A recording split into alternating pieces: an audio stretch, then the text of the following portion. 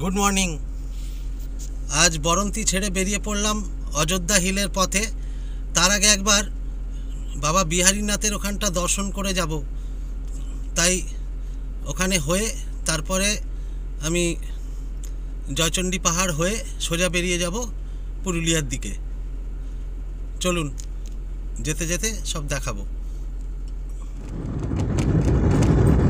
Baranti village থেকে বেরিয়েই বাঁদিকের একটা সুন্দর পিচের রাস্তা পেয়ে গেলাম, সেইটা ধরে চলেছি মধুকোন্ডার দিকে। সেখান থেকে ইটুরি মোড় থেকে আমাকে ঘুরে যেতে হবে বিহারীনাথের উদ্দেশ্যে। চলুন, যেতে যেতে রাস্তায় দেখাবো।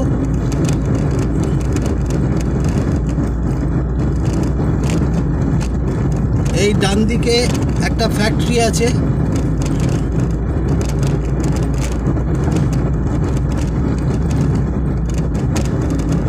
এই রোডটার নাম বরন্তি চাঁদুরি রোড। এই ডান দিকে ফ্যাক্টরি পাশ দিয়ে আমাকে বেরিয়ে যেতে হবে। সালতোরা এখান থেকে 10 কিলোমিটার, বাঁকুড়া 54, মেজিয়া 31, রানীগঞ্জ 39।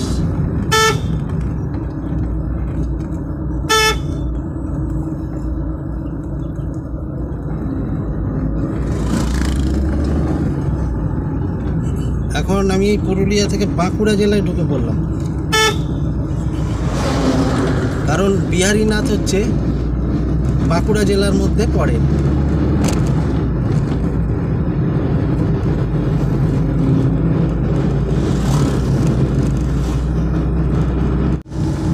এই দেখুন, বাঁদিকে বিহারীনাথ হিল রোড মার্কার দেওয়া রয়েছে, দেখাচ্ছি চলুন। এই হলো বিহারীনাথ পাহাড় যাওয়ার বাঁদিকে রাস্তা। 6 কিলোমিটার এখান থেকে বিহারীনাথ।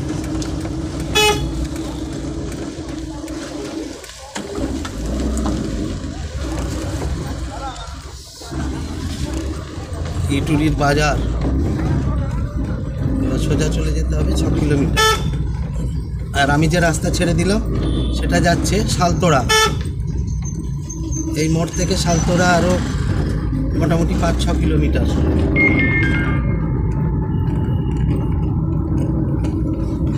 বিহারীনাথের রাস্তায় ঢুকে পড়েছি। এই রাস্তাটা একটু খারাপ ছিল আগে, জানি না এখন সারিয়ানো হয়েছে কি না, দেখা যাক, আগে চলতে চলতে দেখতে পাবো।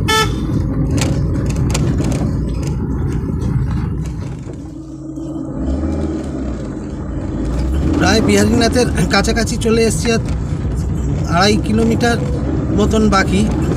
তবে রাস্তা ভালোই, আগের বারে রাস্তা খুব খারাপ হয়ে গিয়েছিল, কিন্তু দেখলাম মোটামুটি রাস্তা ঠিকঠাক করে ফেলা হয়েছে। খুব একটা খারাপ রাস্তা পাইনি, সামান্য স্ট্রেচ কিছু ছিল 2-1টা, এছাড়া বাকি রাস্তাটা আবার নতুন করেই করা হয়েছে বলে মনে হচ্ছে। সামনে দেখলে আপনারা বুঝতে পারবেন রোডের কন্ডিশনটা বেশ পরিষ্কার। আর ওই ডান দিকে আবছাভাবে দেখা যাচ্ছে বিহারীনাথ পাহাড়, বাঁকুড়ার উচ্চতম পাহাড় বলে বলা হয় বিহারীনাথ পাহাড়, এবং পাহাড়ের ঠিক নিচেই রয়েছে বাবা বিহারীনাথের মন্দির। আর 2.20 কিলোমিটার বাকি আছে এখান থেকে।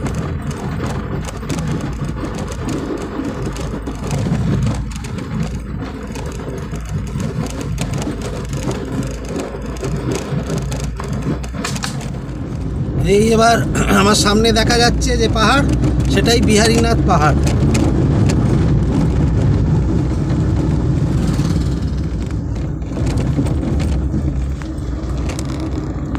এই দেখুন বিহারীনাথ পাহাড়।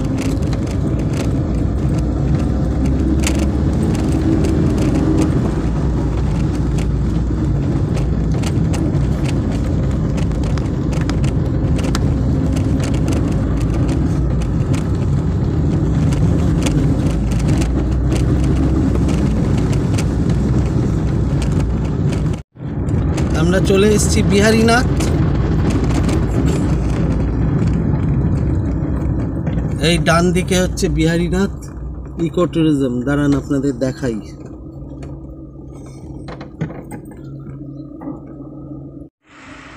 এই হচ্ছে বিহারীনাথ ইকো ট্যুরিজম, তার গেট। এই কম্পাউন্ডটা পুরোটাই ইকো ট্যুরিজম। ঠিক তার পেছনেই হচ্ছে বিহারীনাথ পাহাড়, যেমন গড় পঞ্চকোটে আছে, যেমন শুশুনিয়াতে আছে মুরুদবাহা রিসর্ট, ঠিক সেরকমই দেখতে লাগছে। চলুন আরেকটু এগিয়ে যাই। বিহারীনাথ ইকো ট্যুরিজমে যারা থাকবেন তারা এই ফোন নাম্বারটা স্ক্রিনশট নিয়ে নিন। ঢুকতে ঢুকতে আপনাদের আরেকটা একটু সস্তায় থাকার একটা জায়গার হদিশ দিই। বিহারীনাথ অতিথি নিবাস, এটা পঞ্চায়েত ভবন ছিল। আমরা প্রথমবার এসে তখন এখানে একটাই থাকার জায়গা ছিল, এই পঞ্চায়েত ভবন। এখানে আমরা ছিলাম এবং আতিথেয়তা খুব ভালো পেয়েছিলাম। এই দেখুন বিহারীনাথ অতিথি নিবাস, এটা খুব পুরনো।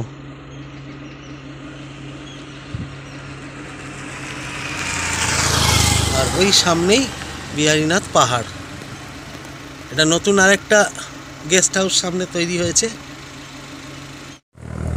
এসে পৌঁছে গেলাম বিহারীনাথ পাহাড়, আর তার ঠিক নিচেই একদম পাহাড়ের কোলে রয়েছে বাবা বিহারীনাথের মন্দির, মহাতীর্থ বিহারীনাথ ধাম। আর এখানে রয়েছে পুলিশ ক্যাম্প, পার্কিং এরিয়া। এটা বাঁকুড়া জেলার সালতোড়া থানার অধীনে এই বিহারীনাথ।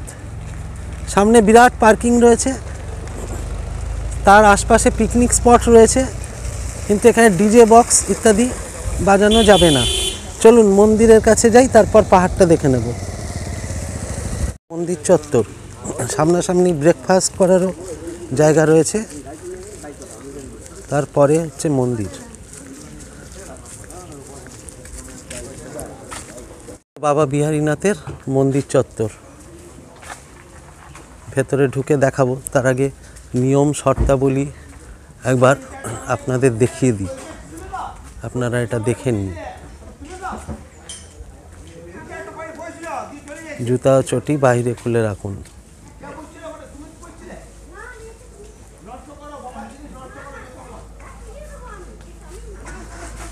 এখানে বিয়েও হয়, তাদের বিভিন্ন রকম নিয়ম ইত্যাদি লেখা রয়েছে।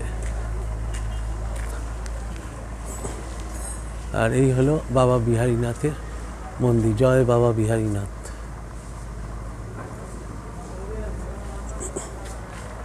আর এই হলো সেই পুকুর যেখানে স্নান করে তারপর লোকেরা এসে পুজো করেন বিহারীনাথ মন্দিরে। যেমন তারকেশ্বরে আছে দুধ পুকুর, সেরকমই স্নান করে এই পুকুরে তারপর বাবার পুজো দিতে আসেন ভক্তরা। এই হলো বাবা বিহারীনাথের পুকুর। এইখানে স্নান করে তারপর গিয়ে মন্দিরে পুজো দিতে হয়। এখান দিয়ে উঠে যায়, গিয়ে দেখুন বাবার ধাম। চলুন এবার ভেতরে যাই। এই হলো বাবা বিহারীনাথের মন্দির চত্বর, কি সুন্দর দেখুন, ঝকঝকে তকতকে। শ্রাবণ মাসে এখানে খুব ভিড় হয়, যেমন বাবার সমস্ত ধামে ভিড় হয়, সেরকম বিহারীনাথ ধামেও খুব ভিড় হয়। যেমন তারকেশ্বরে জল ঢালতে যায়, সবাই এখানে জল ঢালতে আসেন। এছাড়া পাশাপাশি রয়েছে দেখুন কালী মন্দির, এখানে সুন্দর একটা নাট মন্দির মতন করা রয়েছে।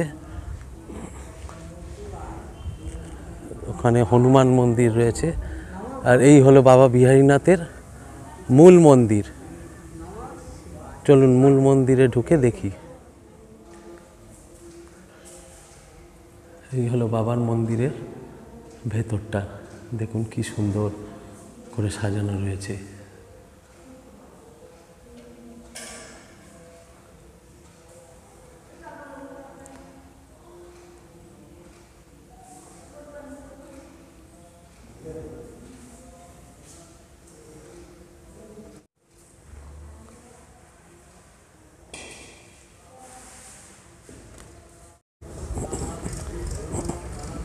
এখন আমি দাঁড়িয়ে ঠিক বাবা বিহারীনাথের মূল মন্দিরের সামনে।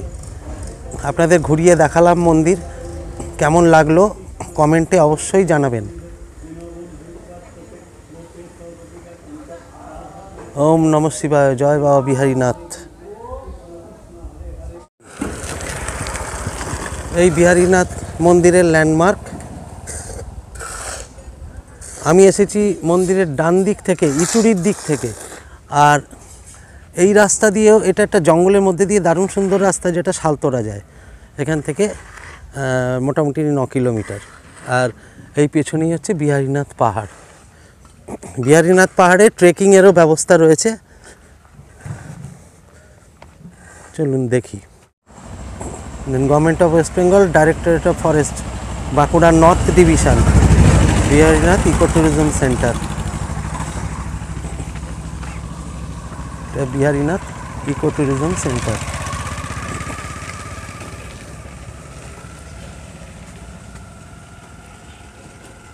এখানেও লেখা রয়েছে কি কি করা যাবে, কি কি করা যাবে না। এটা এখন আপাতত ভিতর থেকে বন্ধ আছে, তাই ভিতরে ঢুকে দেখাতে পারলাম না। এই হলো বিহারীনাথ পাহাড়ে ওঠার ট্রেক রুট। দেখুন শুরুটা, এই দেখুন লেখা রয়েছে directorate of forest, trekking route Biharinath hill, hill top 452 meter, length 2997 meter, Saltora, Bankura north.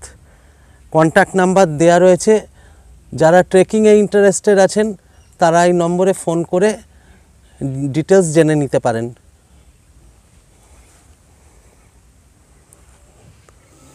এখান থেকে বিহারীনাথ পাহাড়ের পুরো রেঞ্জটা দেখা যাচ্ছে। দেখুন কি সুন্দর লাগছে।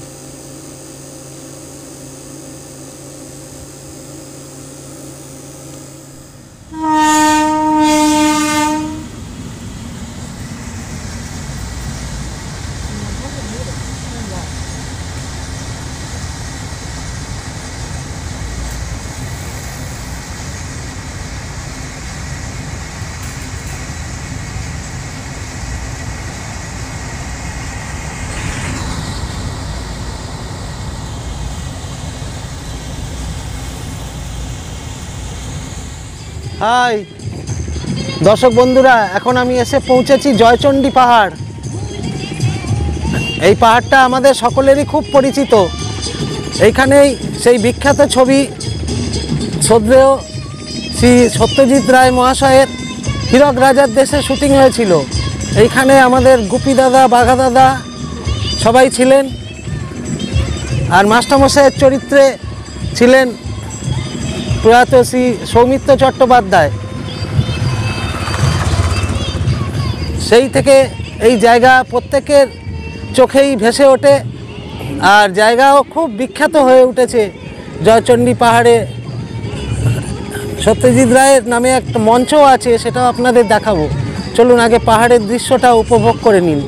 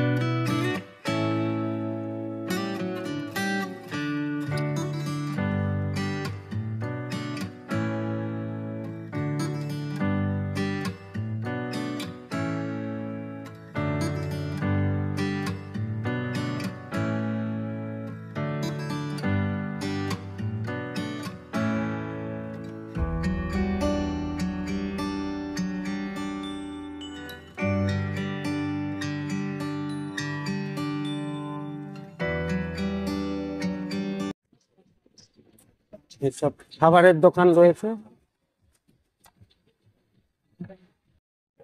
এই হলো শ্রী শ্রী জয়চণ্ডী মাতা বজরংবলী মন্দিরের সিঁড়ি। এখান থেকে প্রায় 500 বেশি সিঁড়ি আপনাকে অতিক্রম করে তবে ওই মন্দিরের টপেও এখানে যে মন্দির আছে সেইখানে পৌঁছাতে পারবে। আজকে আমার সময় কম, আমাকে চলে যেতে হবে এখন অযোধ্যা, এখনো 80-82 কিলোমিটার যেতে হবে। সিঁড়িগুলো কিন্তু খুবই খাড়া, খুব স্টিপ। তো যদি শারীরিক সক্ষমতা ঠিকঠাক থাকে, কোনো রকম অসুবিধা না থাকে, তাহলে এবং সময় থাকলে অবশ্যই গিয়ে মাতা চণ্ডীর দর্শন করে আসবেন এই সিঁড়ি দিয়ে ট্রেক করে উঠে।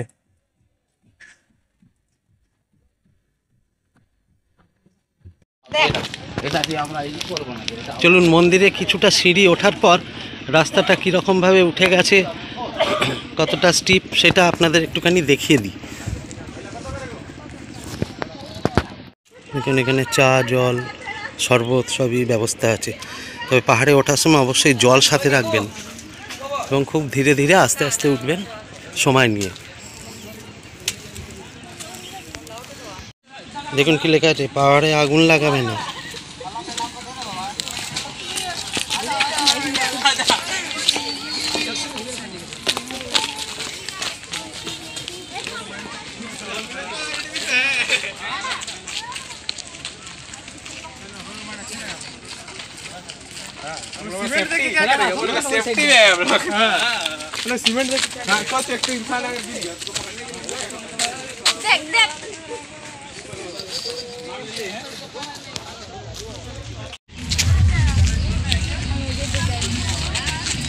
এই নিচ থেকে উঠে আসার সিঁড়ি।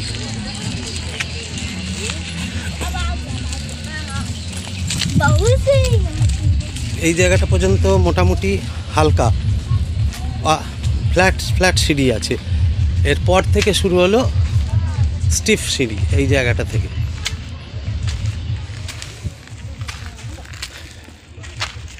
এখান থেকে দেখুন খাড়া সিঁড়ি উঠে যাচ্ছে।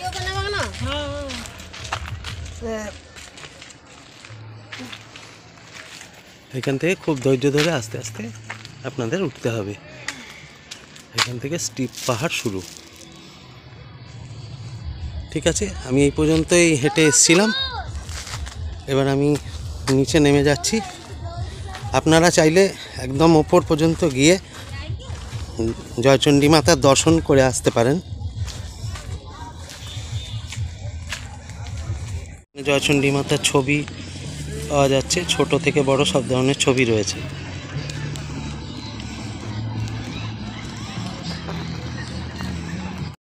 দেখুন, এই হচ্ছে জয়চণ্ডী পাহাড় পর্যটন উৎসব, সত্যজিৎ রায় মঞ্চ, রঘুনাথপুর। এটা 2006 সালে তৈরি হয়েছিল। এখানে বিভিন্ন রকম সাংস্কৃতিক অনুষ্ঠান বা নাটক ইত্যাদি সম্ভবত হয় কোনো সময়, পর্যটনের সময়। জয়চণ্ডী পাহাড় দর্শন করে একটু চা খেয়ে নেবো মাটির ভাড়ে। এখানে চা, খাবার ইত্যাদি সব কিছুই পাওয়া যায়। দেখুন, টিফিন, জল।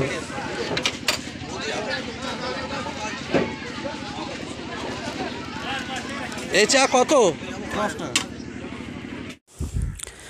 আজকের ভিডিওটা ভালো লেগে থাকলে অবশ্যই একটা লাইক করবেন এবং ভিডিওটা কেমন লাগলো সেটাও কমেন্টে জানাতে ভুলবেন না।